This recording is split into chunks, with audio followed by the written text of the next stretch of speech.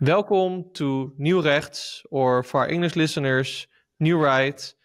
My name is Daniel de Liever, and today we're going to talk about something that we don't talk enough about in Dutch society, and that is what kind of policy actually can help towards the common good, and what does it actually mean. And that's why I'm glad today to talk to Ray Pennings. Thank you for being here today. Thank you for having me. And for those that don't know you, you're the executive vice president and co-founder of Cardus.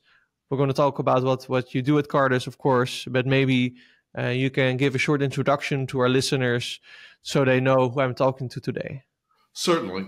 So I'm born in southwestern Ontario in Canada. I am the product of Dutch immigrants, post-World War II Dutch immigrants. My parents immigrated separately as teenagers and met in Canada. And so I am part of sort of the Dutch diaspora, if you will.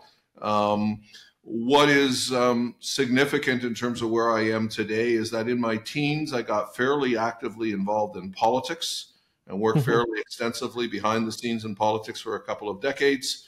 Actually, in 2000, I ran for political office and came just a couple thousand votes short of being elected to the Canadian Parliament. And that's when I started, together with some others, the think tank that's known today as Cardus. We are Canada's only Christian-based think tank. And actually, think tanks are relatively new in Canada. We do not have the tradition that they do in the United States or even in Europe, where you have think tanks that are tied to political parties. In Canada, they are freestanding, much more independent. And we have been blessed. We started Cardus 25 years ago. And today we have, depending on how exactly you count staff, because not everybody's full-time, but we have over 30 full-time and probably about 40 or so FTEs, staff working on a number of significant policy files. That's great. And why did you actually found Cardus? What is you said you're the only Christian one, but can you tell me a little bit more why you thought it was necessary to go on this adventure? So as I mentioned, I had spent a couple of decades in the back rooms of politics, being a campaign manager, working with that. Christians actually had been reasonably effective in electing people to office, but given the mainstream party system in our Westminster model, we have very broad-based parties. And what we discovered was that many elected MPs and at municipal level, at all levels of government, once they were there, having a distinct voice was very difficult because there were no resources to equip them on the issues of the day. So we had sort of figured out the political process part of getting people there, but once people were in positions of influence, they did not really have the tools. And the mainstream bureaucracy and academic work was not paying attention to various issues that were of significance to Christians. And so we started, we are ecumenically Christian. We use Apostles' Creed as the basis, but we have Catholics, Protestants, the full range of denominations involved. This is not narrowly Christian in terms of a particular denomination. It works, but it does work from 2,000 years of Christian social thought, seeking to apply it to the issues of the day. And what kind of issues do you think were kind of not talked about or even given policy enough about when you started that for Christians you think were important? We actually started in the area of economics, which comes as a surprise to many. We started in the midst of the same-sex marriage debate and gender issues and life issues, and we have very definite views on all of that. But there was a lot of activism happening around those issues. And what struck us was people were not thinking from a Christian framework perspective. They were thinking just much more on the issue of the day.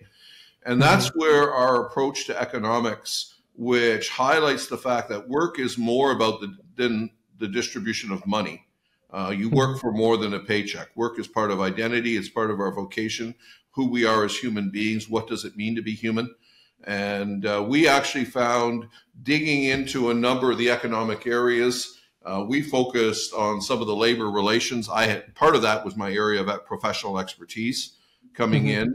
We in Canada were in the midst of the development of the resource industry, the oil sands. So we are sending tens of thousands of workers into the Canadian North to build oil sands productions. And there were a lot of labor relations issues. And there was an opening and almost a hunger for a new way of doing things. And we actually had some very practical policy ideas that were able to be implemented. So we were able to make our mark very much in the economic sphere, but then making arguments based on what does it mean to be human? And what does a Christian anthropology mean? That, just paying attention narrowly to the economics isn't going to solve your problem. In fact, it's going to create some if you're not mindful of some of the other social and solidarity impacts that need to be taken into account. That's a good point. You need to have a more of a holistic view in a sense. But I'm curious, right? We're living, especially if I look from the Netherlands, we used to be in 1950 the most religious country in Europe. Now we're among the least religious countries in Europe. So a lot of our listeners, of course, are going to be atheist, non-Christian, whatever. I think nowadays it's much more pluralistic than it used to be. Do you think there's also value to this Christian, before we talk, maybe even Christian Democrat kind of view to things, even for non-Christians? Absolutely. And, Canada's, I don't know the exact number. In Canada, only 12% of people attend a place of worship on a weekly basis. So there are twice as many, people will check the box Christian, about just over half of the population will. 23% will say they are no religion at all. And many of those who check the box Christian, it's a form of cultural identity. It's not a form of religious practice. So the reality of our day-to-day work takes place in a very pluralistic setting. While we are very upfront in where we come from, most of our stuff is in very public language, and we engage those we disagree with and are setting a number of issues on the public stage that is discussed by mainstream politicians from right across the board. We make a point of being nonpartisan. We're in the midst of a Canadian election campaign in Canada. Mr. Carney, who is our current Prime Minister, was the Governor of the Bank of Canada, Governor of England. In late November, came to our office for an hour and a half fireside chat in terms of his values and all the rest. So we have conservative politicians regularly. We have socialist economists on our platforms. So we consciously engage from right across the spectrum. Our emphasis is putting some issues into the public sphere and inviting people to think about some things that they may not have thought about before. That's good. And maybe let's dive into the main course, so to speak. And that is, today we're going to talk about the common good, because, nowadays we see, at least I see it basically across most of politics, sadly in the West, that the common good is not so much, at least explicitly, it's not so much the goal anymore. Before we talk why that might be the case and what kind of policy we should be thinking about, maybe it's good to start with the definition. What do you think that actually the common good is, and how can we define it?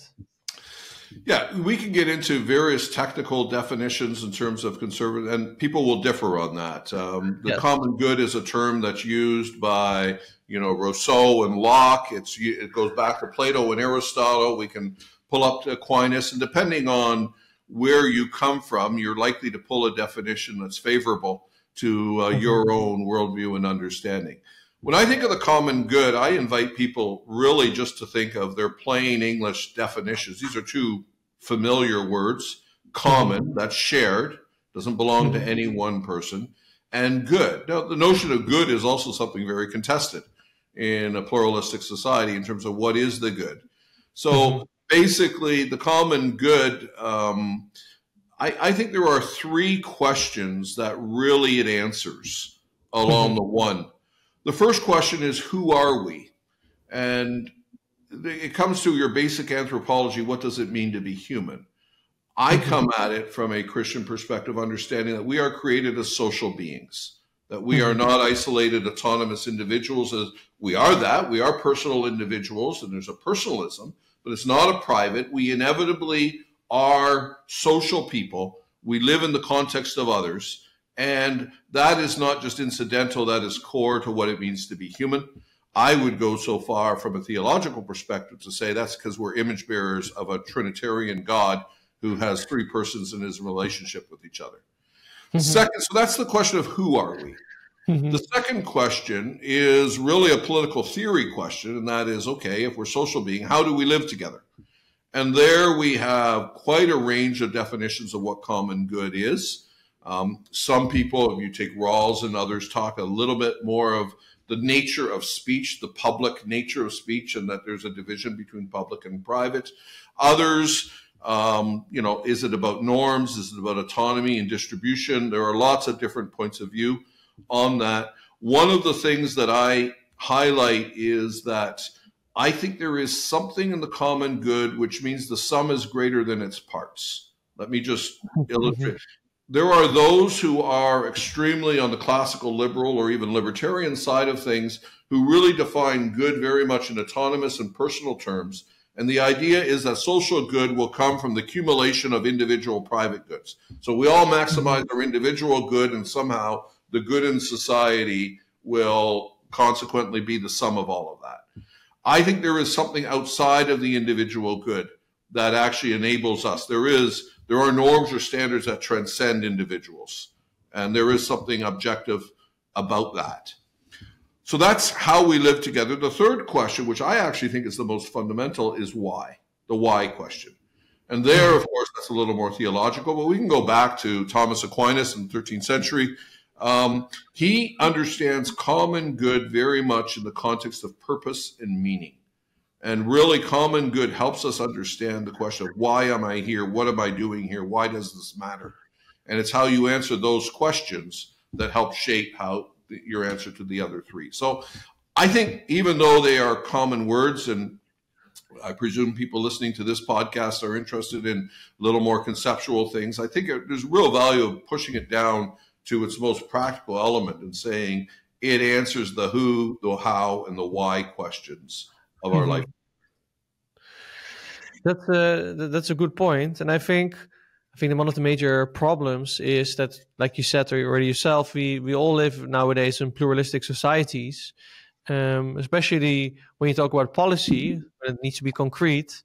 You need to at least get to a point where you need to actually turn it into things with practical implications on everyone's lives. So how do you view that nowadays, either in Canada, United States, Netherlands, or other Western countries in Europe, how can we actually get to a point where even if we have, for example, different points of meaning, different points of purpose, either religious or non-religious, to actually create beneficial policy?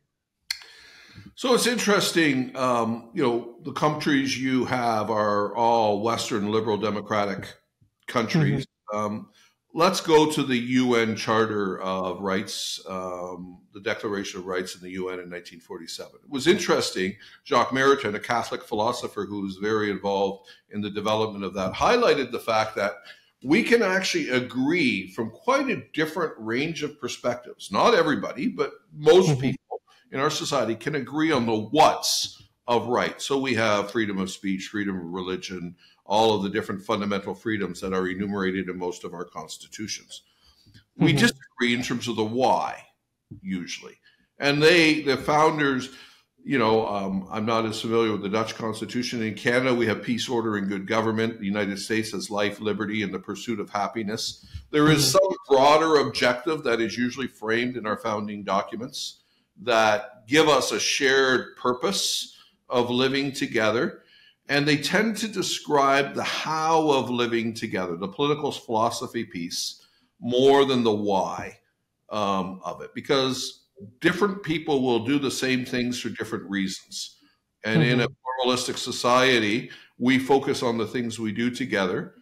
Now, the question is, do we allow people to argue and be public about their reasons, or do we force them to subjugate their reasoning behind it? And that's particularly in modern understandings of secularism, as it has involved. The postmodern answer to that is quite a different answer than the modern answer, has been for the previous 50 years. But I think there is room in the public square to argue very much for the what's and the benefits that occur, make the currency, for a think tank, the currency of public argument is data. So we actually make very pragmatic arguments in terms of why this stuff is good. We argue it's good, not because it's good, but we measure the good results. That's a fair point, and I think that's also where some of the pain is, you could say, if you talk about the results. I see across the West there is, I would say, almost an anger towards results of different governments, all, like you said, liberal democracies, and we're now, you could say, almost at the crossroad. At least that's what it feels to most people, and I'm one of them, where it seems like there's this tension about what is the common good, and people feel more alienated from their governments, from their society, even maybe disconnected from people in their towns, in their communities. When we have this going on, do you agree that this sentiment, first of all, that this is there? And if you do, what can we do about it? It's very widespread in terms of distrust of institutions. Insofar as there was a post-World War II consensus, we can trace it. I think it's interesting. I don't know exactly how old you are. I grew up as a child in the Cold War era, and West had a certain sense of unity about what we stood for, and it was defined not always in positive terms. It was defined, we were not communists. We were not part of the bad guys. So there was a good guy, bad guy element in our thinking as we grew up. 1989, the fall of the Berlin Wall happened, and I'm not sure that we have recovered an alternative to that identity that emerged, not necessarily from positive terms, but in terms of the contrasting terms. What's interesting is we are living in one of these times in history when I suspect 300-400 years from now, if people are still studying history in the way that I was taught history at school, you have these big eras that are defining. So you think of the Reformation, you think of the French Revolution, you think of the Industrial Revolution, you think of the Bolshevik Revolution in World War II. And in each of those, we could articulate, with the benefit of 100 years of time, but we could articulate what was different before and after. And we knew that the children grew up in a different world than their parents grew up. This generation is growing up in a time of change. Just think, if you were born in 1980 or 1990 even, experienced the fall of the Berlin Wall, 9/11, the economic collapse and COVID, the digital revolution, the world in which our children are growing up is so radically different than the world that they grew up in. I'm not sure we have created a narrative, a framework that is shared within which people understand. So there's angst. The result is, in spite of the fact of having more technological advance and economic benefits than almost any generation that preceded us, we have among in the West the highest suicide rates, social isolation, loneliness. I don't think anybody would describe those as good things. So where does that come from? And I would argue part of that is we have neglected the important roles of the institutions and what they provide us. And that's not something, government is the beneficiary of that. It's not the creator of it. Yes, I agree with you. When we talk about this narrative, then I think now people are, I guess, hoping that the government, on one hand, can solve all of this, but I guess it's not that easy to create this narrative. And second of all, from the part of the government, when, at least how I interpret it, when you have this disconnect, when institutions get weaker, governments tend to become stronger, take over this void that maybe communities, families, churches even would fulfill. And now that's also kind of a struggle, and people are disappointed with the results of governments that are kind of trying to rule for people instead of with people. It's kind of hard to create this narrative. So where do you think we should begin as societies in the West to actually maybe restore these institutions and the trust, and maybe build a new, dare I say, positive narrative. Yeah. So one of the things, if you spend any time on our website, cartus.ca, you will notice the fact that we are quite conscious in describing ourselves as a public think tank, not a political think tank. Most think tanks focus on policy and making recommendations to government. Government is part of the equation, but it's not all of the equation. And frankly, the economic units, whether that's employers, industry associations, trade unions, social society, social care that happens in terms of community associations, poverty relief associations, the arts, the church, the family.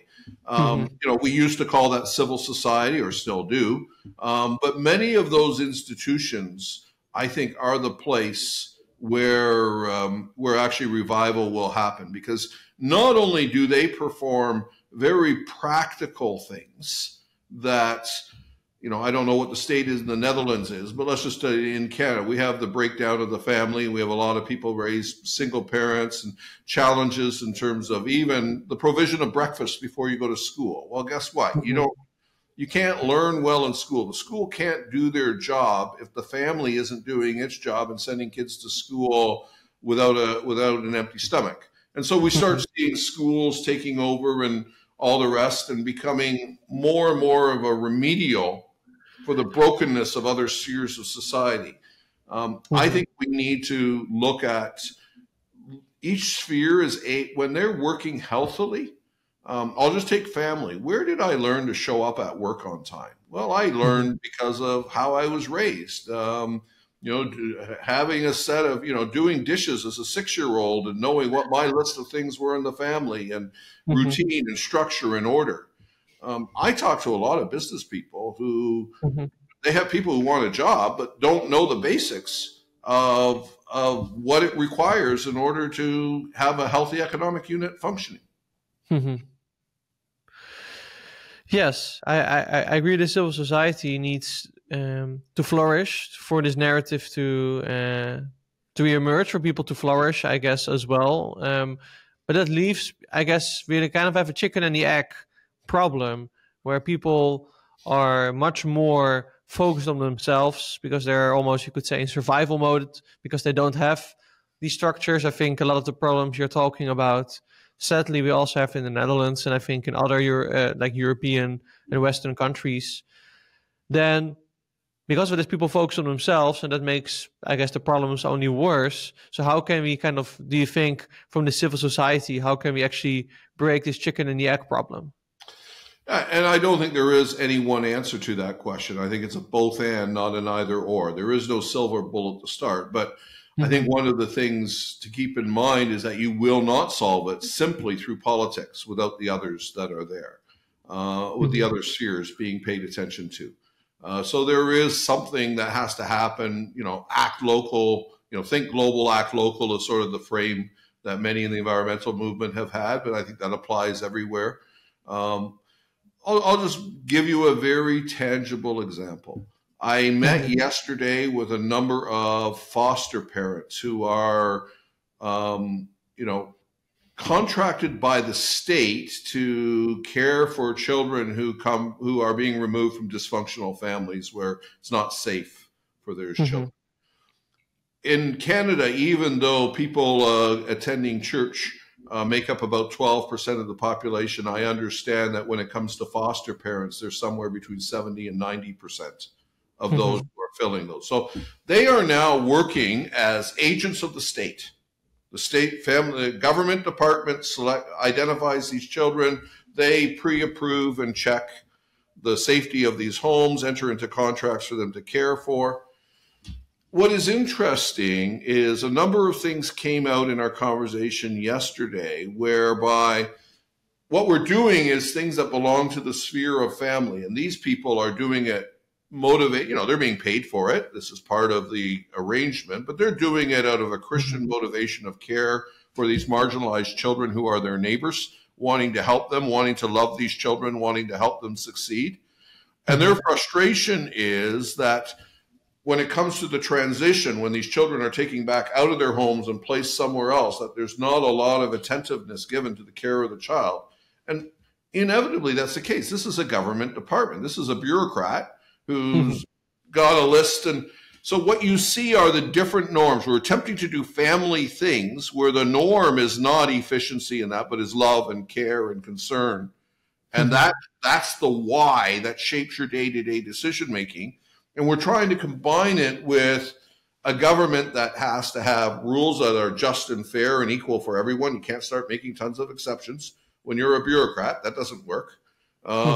Efficiency. So what happens is when you have two spheres and we merge them together, we end up with all sorts of very practical problems. And so part of this, I think, is understanding and creating dialogue. We could go and, the government's terrible and everything else. Well, the government's working within the constraints of justice and rules that we expect government to work in. So how do you create the dialogue? How do you create the partnership? One of the things we've done on a different file is we actually created a toolbox for faith leaders and for municipal officials. So we have two tools. We have a handbook. What municipal officials wish that faith leaders understood about their constraints and interests on particular problems. And just creating the dialogue and the understanding. And a lot of it doesn't fix, it doesn't solve. We still have way too many children who need foster care and everything else. But I do think that those sorts of approaches at a very local level can make a difference. And some of what we do is provide toolboxes to help people understand, not with a grand policy solution, but understand the different nuances that apply to these issues.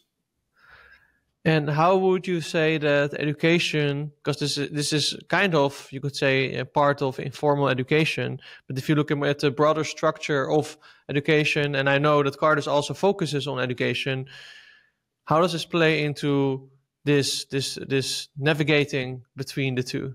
Yeah, so education is probably our largest program. It's interesting. I don't know whether or not you looked at our website before you proposed the topic or not, but under Cardus Education, it says Cardus Education exists to cultivate education for the common good. Exactly. That's why I came up with wanting to have this interview, because I thought it was very interesting. Yeah, we have, so our education system is very different than the European education system. Over 90% of students go to government schools. It is a public secular education. Independent schools, it varies by province and jurisdiction. But in many cases, it's very expensive for Christian education that's being paid. So it has become thought of as private education. And the reality is that while there is some elite private education that, the rich send their kids to sort of elite schools, the vast majority of what might be described as private education in America is religiously motivated and is middle class and lower middle class families that are doing it at a tremendous sacrifice. We have highlighted three themes. One, we're trying to change the frame. And that is by making all understanding education for the public good. I think even within Christian communities and those who send their kids to religious schools, we're often concerned about getting a good education for my kid so that they can succeed, get a good job, do well, etc. And of course, that's important. However, even if I don't have kids, I have an interest in the education system, because you're not only educating, the school's not only educating your children, they're educating taxpayers, they're educating fellow citizens. There is a common good element to education. Society as a whole has an interest in that. So now the question is, how do we do that? And our argument has, you do that through pluralism. And in many ways, we draw inspiration from the Netherlands and European countries, where you have the ability to have different school systems and parents can direct different school systems. We don't have that reality. And our argument is that the marketplace of public opinion and the element of healthy competition, even between schools for students, is going to improve the quality of education and will allow for genuine diversity in the education system that North America does not know today. It's funny that you say that, because we actually in the Netherlands, we have kind of pressure on our system. There's a lot of moves now to actually try to take away this fundamental right that started with Abraham Kuyper on having these different like school systems that you can have. You have kind of freedom to have Christian schools, Montessori schools, Muslim schools, Jewish schools, etc. Yeah. This is kind of under pressure over here, so it's good also maybe for people to hear how important it is, because I definitely think Dutch people take this for granted because they don't know anything else. And it's interesting, if you look at a global standard, not just Dutch, but if you take a look at the OECD numbers in terms of outcomes of education, typically the Scandinavians are near the top of that. Canada typically is somewhere between 10 and 15, and the US is well in the 20s in terms of outcomes of education. So our model in terms of educational results, as measured by, PISA and OECD, our model does not work as well as the European model, in which there is pluralism. And even in Scandinavian countries and that, the Dutch, there's nuances to each of those systems. But generally, a parent has a choice of more than one school that is funded to which they can send their children. There is some sort of parental choice. Here in North America, the norm is postal code. I live in this area, I send my kid to that school, and I have no real choice unless I'm prepared to pay for it.